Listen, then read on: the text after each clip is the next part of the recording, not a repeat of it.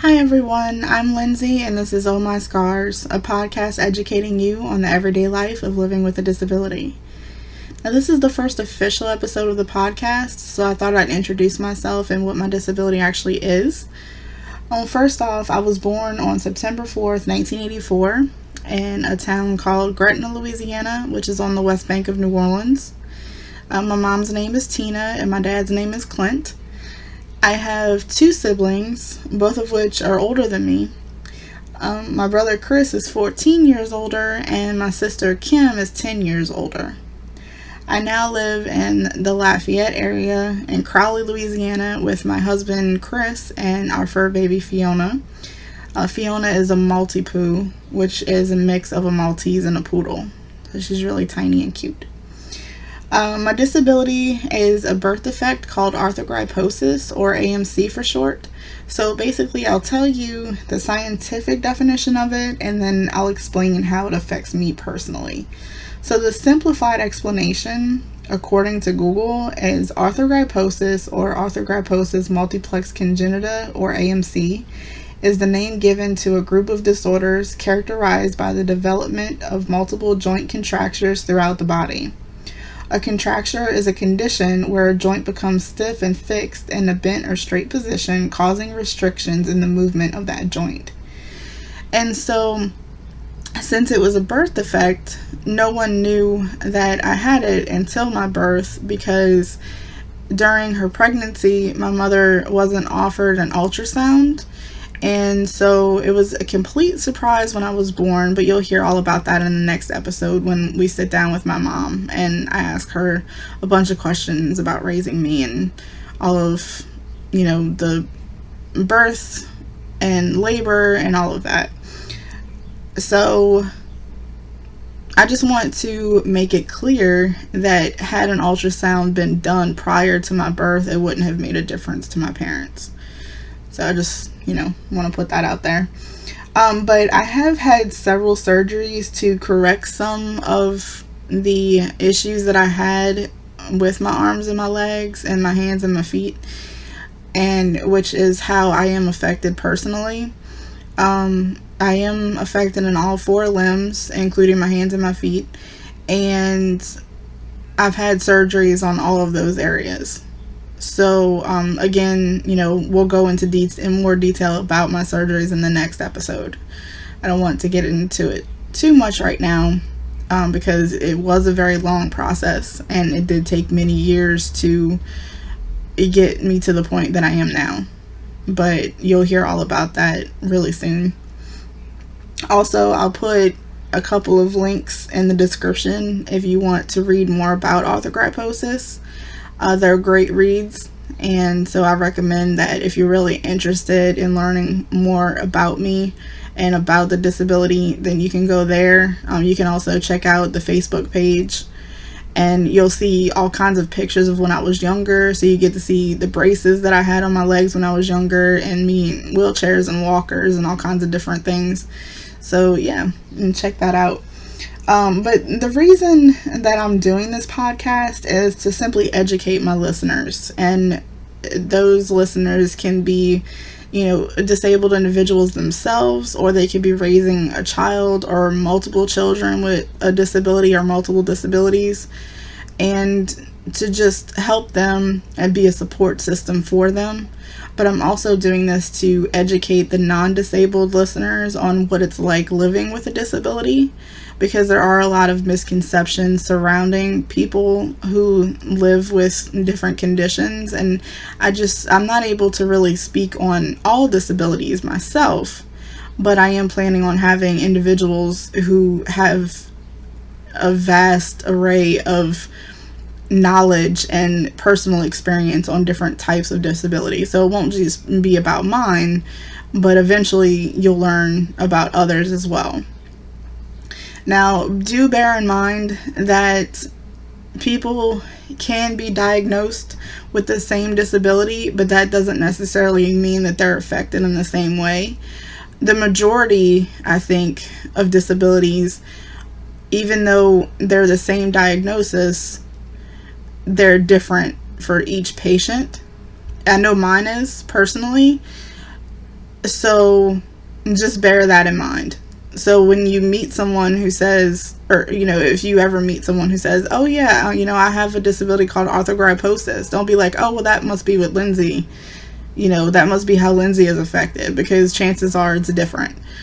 So just keep that in mind. It's with anything else, really. You can find someone with the same name, but they're not going to be the same person as someone else with the same name. So you can just look at it that way. But I was inspired to do this by a YouTuber and a motivational speaker named Molly Burke. She does great videos on makeup, and she does different challenges and, little fun other things with like her friends and her family. And she just so happens to be blind. I find that she is a true inspiration and a prime example of perseverance and what it's like living in a world that isn't meant for people with disabilities. And regardless of how much we want to try to treat our children as though when they go out in the world it's going to be a friendly place for them, the world is not created for disabled people. You can go to a public restroom that has an accessibility stall in it, but then the counter may be too high for them to wash their hands. So the world doesn't think the way that we do, and so that's something else that I'll be touching on in future episodes. But I do hope that one day I'll be able to tell Molly personally how much she inspires me and how much I appreciate that her channel exists. Because if it hadn't been for me stumbling on her channel, which was a result of me watching her collaboration videos with Shane Dawson, I wouldn't be doing this now.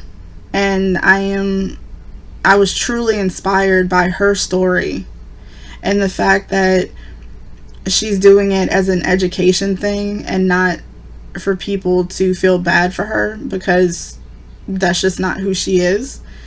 She educates people, and I wanted to do that on a different spectrum, basically. She does it about her blindness and about the things that she uses to aid her in her blindness, but I also wanted to do that for my disability as well, and hopefully for others with other different disabilities. So this is what this is about for me. And so yes, and just this, and to sum that up, I was truly inspired by her and her story, and so I just hope that I can tell her that one day. But I will be discussing things like the misconceptions that people have about me and other people with disabilities. And I want to tell you how I learned how to walk, how I, found my current job and, past jobs, how those worked out for me, the different friendships that I've had in my life. And maybe I can have some of my friends come on here as well and interview them and say, how was it being my friend? Or how did, just maybe do a friend tag or something. But I also want to talk about relationships, because I know a lot of parents are concerned about that aspect of their child's life. If you have a child with a disability, you might think, oh, who's going to take care of them? I'm not going to be here forever. But it's not something that you should think. You should encourage your child. You should never say that in front of your child. Definitely not. You can think it, but don't just count out that they're going to find someone who's going to love them and who's going to be their support system and who's going to be there for them just because they have a disability. You never know. So I do plan to have story times and to interview others about their experiences and things of that nature. So I'm looking forward to doing those as well. I also plan to have episodes where I talk about my experiences at school. I know that my mom would probably want to be in on that one because she advocated for me a lot at school. There were a lot of things that needed to be done to give me the proper education, and you would be completely surprised about how difficult that was. I've heard stories of what my mom did behind the scenes. And then, of course, when I got older, I realized what was actually going on, so I was aware of it. But when I was younger in elementary school, and, like grades pre-K through, like, I believe, 6th grade or something in elementary school, my mom had to go to bat for me so many times. So I want to talk about that. I also want to talk about the aid tools that I use, like, wheelchairs and scooters and things. And the questions that I've been asked about my disability and how I answered them. And because I've been asked some crazy questions, some crazy questions in my life. So I would like to just go through that, and I can answer those as well, or how I answered them at that time, and maybe how I would answer them differently now, because I am, older, and I don't have like that jaded side as far as answering questions that I think are kind of ridiculous. So yeah, we can go through that as well. In the next episode, my mom is going to join me to answer questions. I stated this before, but she'll be answering questions about what it was like to be my mom and her thoughts and feelings about raising me. And I also hope to have my husband come on, and maybe we can do a tag together. And so I just wanted to educate you on my disability and what it's like being me.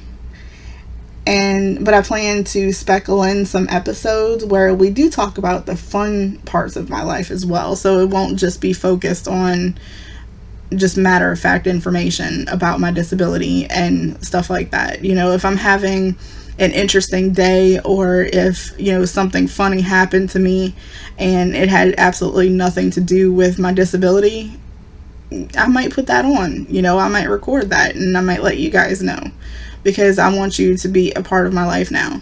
I'm ready to do that. So just look out for that kind of thing too. It might be like a little mini episode or something like that. But the reason that I haven't done this sooner is because I was wary of people having the misconception that I was trying to gain sympathy, or that I felt sorry for myself. But I do want to say right now that couldn't be farther from the truth. I definitely do not feel sorry for myself. I never have, and I never will. I've dealt with this disability for 34 years, and so I've learned to adapt in a world that wasn't created for me, and I attribute that about maybe 90% to my parents and how they raised me to know that the world wasn't made for me, but that I could adapt it the way that I needed to, and 10% to me figuring it out for myself. They taught me these things, but then of course you're all like, well, it can't be that bad, and then you go out in the world and you're like, okay, yeah, it is. So yeah, that's how I would sort of break those two things up. Of course I believed my parents, but I thought that because they're my parents, they're probably putting a little spin on it just to make me weary about the world. But then you figure it out for yourself. You go out there, you find out that, okay, no, I can't reach that.